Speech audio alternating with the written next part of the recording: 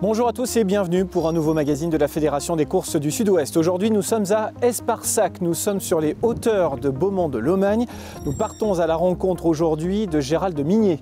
Gérald est sellier depuis presque 26 ans. Il a fait ses classes en Dordogne et dans les Hautes-Pyrénées avant de poser ses valises ici à Beaumont-de-Lomagne. Vous voulez tout savoir de ce métier si particulier de sellier? C'est tout de suite.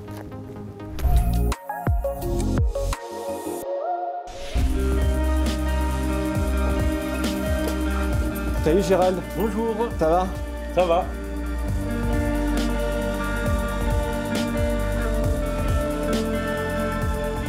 Tu nous présentes un peu ton univers ici. Je disais tout à l'heure que c'était un peu ton paradis.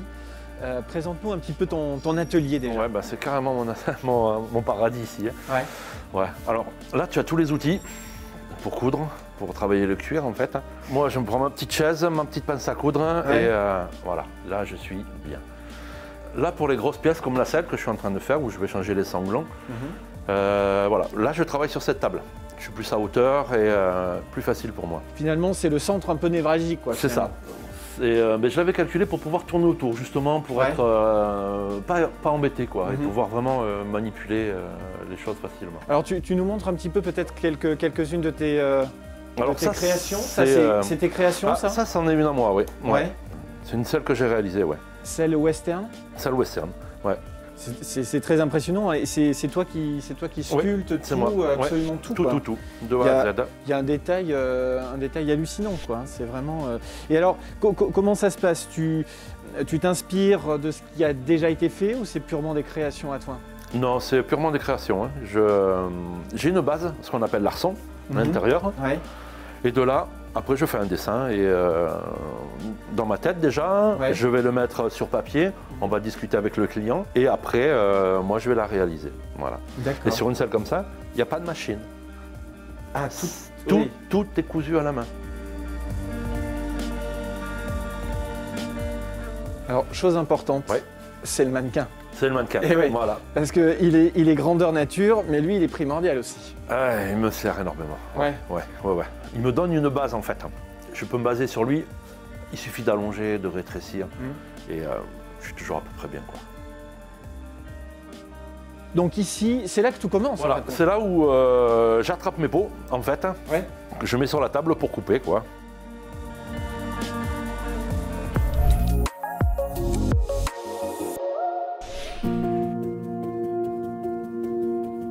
Raconte-nous un petit peu ton histoire, Gérald. Comment elle commence? Alors, elle commence dans les Hautes-Pyrénées. Voilà, j'étais cavalier, et on montait à cheval avec les copains, tout ça.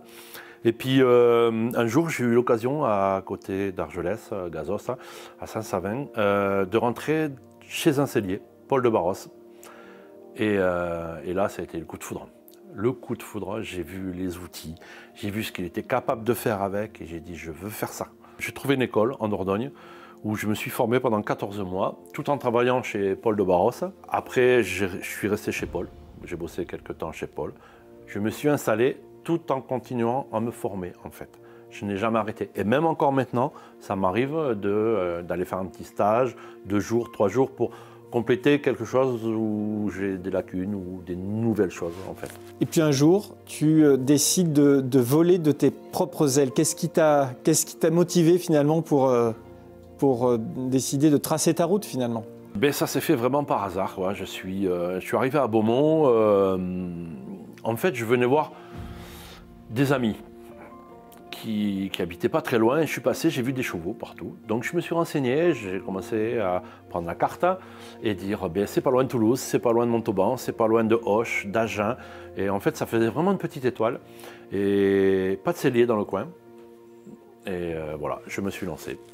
L'essentiel de ton activité, c'est le spectacle, mais la voltige plus spécialement, avec une selle spéciale que tu as créée toi-même pour la voltige. Voilà, j'ai créé ma propre selle de voltige, avec des voltigeurs. Il y avait une demande, mais personne ne la faisait, quoi, en fait, cette selle, qui est très particulière à ma façon.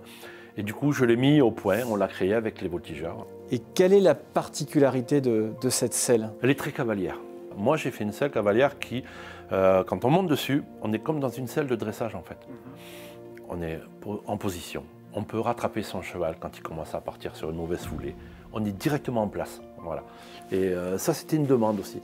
Et beaucoup plus facile pour dégager les jambes, pour les figures aussi. Il y a 2 ans, là, j'ai équipé tout le Puy du Fou. Et puis, je commence à avoir des salles vraiment un peu partout, quoi.